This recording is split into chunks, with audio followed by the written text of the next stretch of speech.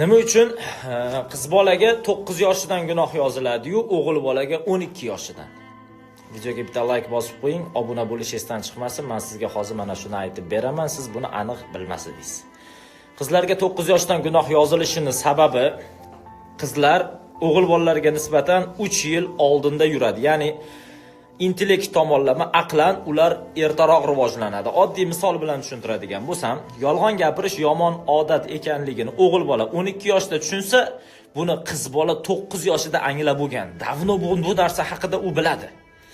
Oddiy misol, mana ayol eriga qarati, dadasi to'g'risini ayting degan paytda bilginki xotiningni hamma narsadan xabari bor, uni ko'ngli sezgan.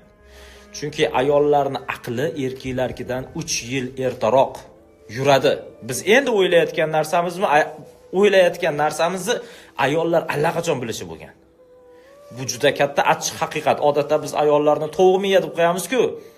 Lekin ishoninglar, ayollarga bekorga 9 yoshdan gunoh yozilmaydi, chunki ularning aqliy darajasi erkaklarnikidan balandroq turadi.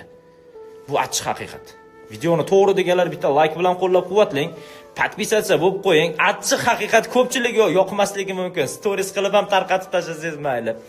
Keyingi videolar bundan ham qiziqroq bo'lishi mumkin. Obuna bo'lib qo'yish esdan chiqmasin.